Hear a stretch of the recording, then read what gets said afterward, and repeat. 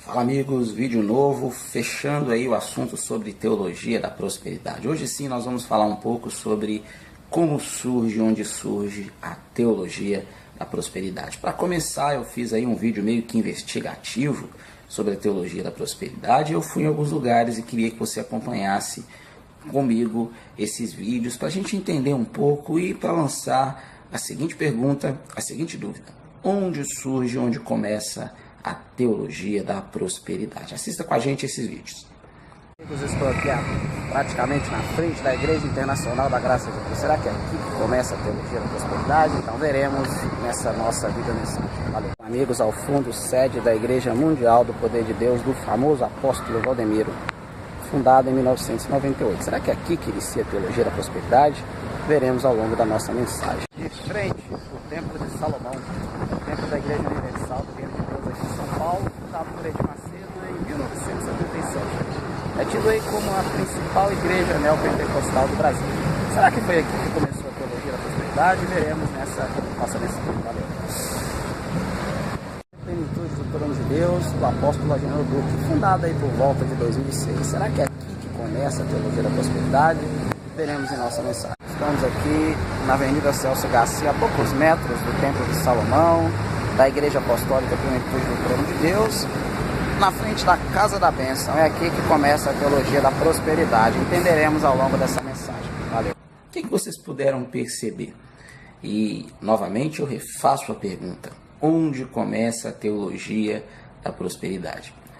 Hoje as igrejas neopentecostais, que são as principais representantes dessa teologia da prosperidade, são praticamente o maior grupo religioso que existe no país no que diz respeito aos tidos como evangélicos, mas que muitos não considerem esse grupo dos neopentecostais como evangélicos.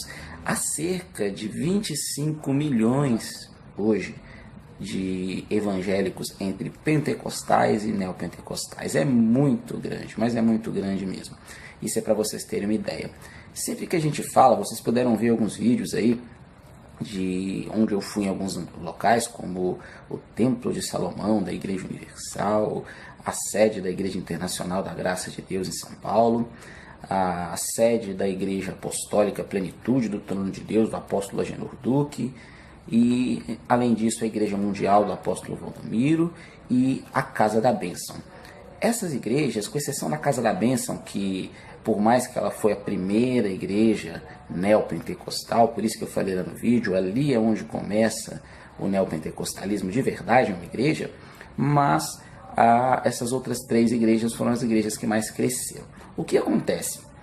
Lá nos anos 60, no finalzinho dos anos 60 especificamente, ocorre um encontro entre alguns dos principais líderes do neopentecostalismo, que é o bispo Edir Macedo e o R.R. Soares. Onde eles se encontram? Eles se encontram lá na Igreja Pentecostal Nova Vida, do famoso bispo Macalister, que era um bispo canadense que trouxe essa igreja, que foi um dos precursores dessa Igreja Pentecostal Nova Vida no Rio de Janeiro.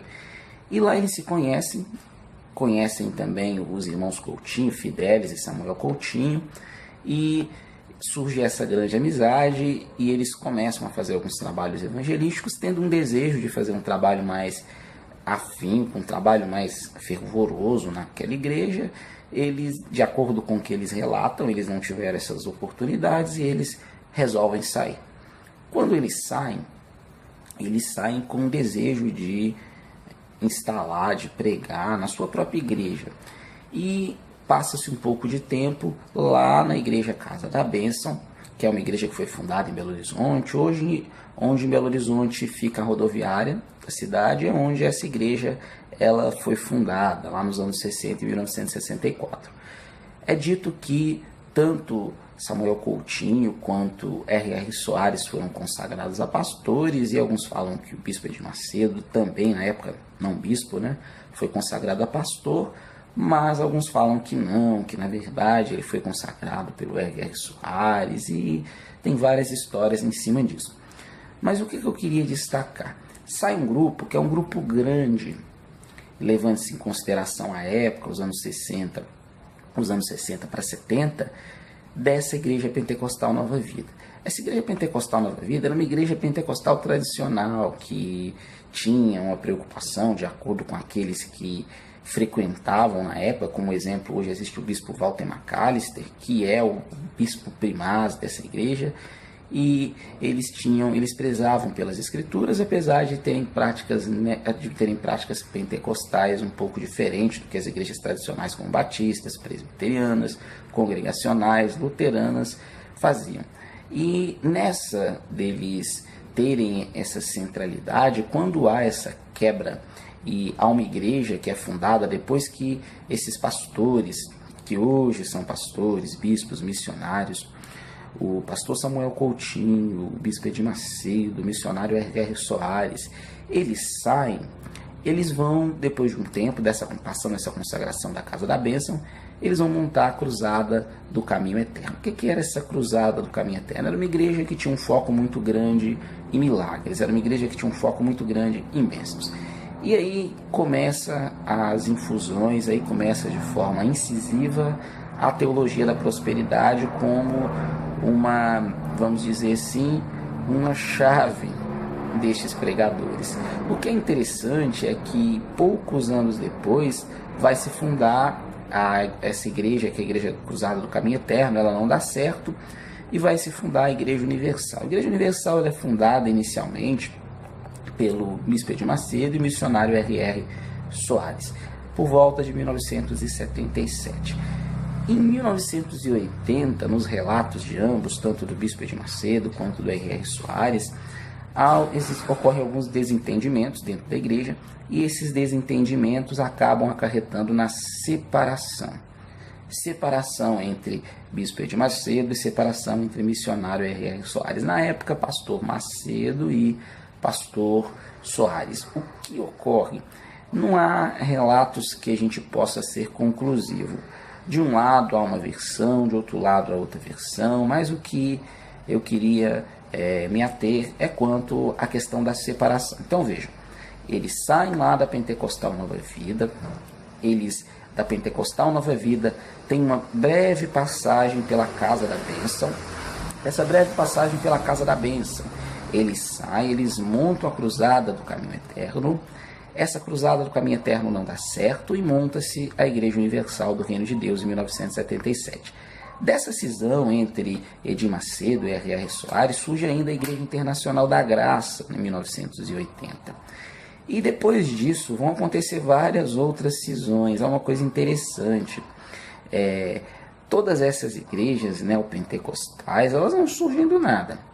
Elas sempre surgem tendo um pastor, um bispo, um apóstolo, um missionário, outros termos que eles se denominam, e ele acaba discordando de uma ou de outra coisa, ele acaba sendo expulso, acaba sendo desligado daquele corpo de pastores, de bispos, de apóstolos, e ele vai montar a sua igreja. A questão não é em si a montagem da igreja, mas a questão é o que eu queria que vocês acompanhassem comigo agora. Carta de Paulo aos Gálatas, quem não tem uma Bíblia, vai aparecer para você aí na tela do vídeo. No capítulo 1, nós iremos ler do versículo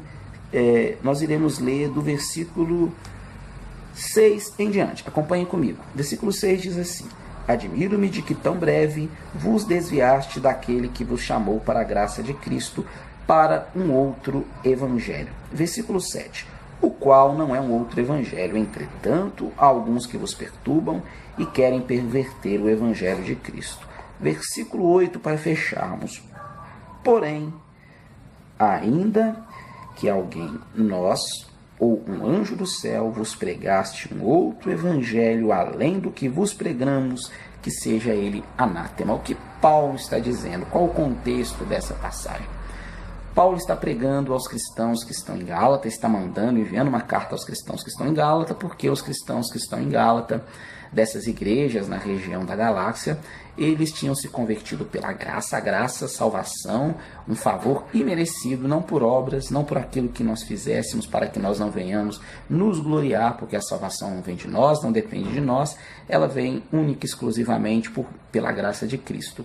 E eles estavam seguindo que muitos judeus estavam indo para aquela região e falando que eles tinham que se circuncidar e que eles tinham que guardar alguns preceitos da lei. Paulo vai dizer para eles que isso é um outro evangelho. E o que esse trecho tem a ver com o neopentecostalismo, com a teologia da prosperidade? Esses pastores, eles começaram em igrejas, por mais que tenham algumas práticas um pouco diferentes, até mesmo do que está na Bíblia, mas igrejas que tinham sim, que prezavam por uma questão bíblica. É só você acompanhar como é a igreja pentecostal Nova Vida hoje. Tem uma coisa interessante. Um dos pastores que saiu junto com Edir Macedo, com R.R. Soares, com Samuel Coutinho, com Fidelis Coutinho, foi um pastor que consagrou depois o pastor Macedo. E ele vai consagrar o pastor Macedo e poucos anos depois ele vai se tornar até mesmo o reitor, o presidente da FATURD, que era a Faculdade de Teologia da Igreja Universal do Reino de Deus. Porém, ele vai sair no finalzinho dos anos 80 para início dos anos 90, ele vai sair e vai voltar para a Pentecostal de Nova Vida, porque ele vai perceber que as práticas que essa nova igreja estava professando, estava ensinando, não condiziam com as Escrituras. Da mesma forma acontece e aconteceu lá no passado. Essa igreja na Galácia estava recebendo várias pessoas com novos ensinos. E Paulo vai ser bem incisivo quando ele vai dizer que se alguém vier pregando um outro evangelho que seja anátema. Essa palavra é um termo grego que significa separado, amaldiçoado. E no contexto, Paulo vai explicar isso lá na carta aos Romanos, no capítulo 9, no versículo 3, vai aparecer para vocês também aí na tela. Ele vai dizer que esse anátema é ser separado de Cristo. Esse outro evangelho que envolve que você tem que dar para receber, esse outro evangelho que coloca Deus na obrigação de curar, que coloca Deus na obrigação de abençoar, que coloca Deus como se fosse um servo do homem, ele está totalmente contrário àquilo que as Escrituras ensinam. Ele é totalmente contrário àquilo que Jesus ensinou, que está registrado nos evangelhos, aquilo que os outros apóstolos ensinaram e que está ao longo de toda a Escritura. Esse outro evangelho é um evangelho amaldiçoado. E nós temos que tomar cuidado, porque tanto aquele que prega, quanto aquele que recebe o ensinamento e que passa a viver por esse ensinamento, ele está debaixo dessa maldição, ele está debaixo dessa separação de Cristo. Tomem muito cuidado. Muitas igrejas surgem nos dias de hoje. Dezenas, centenas de igrejas surgem no dia de hoje.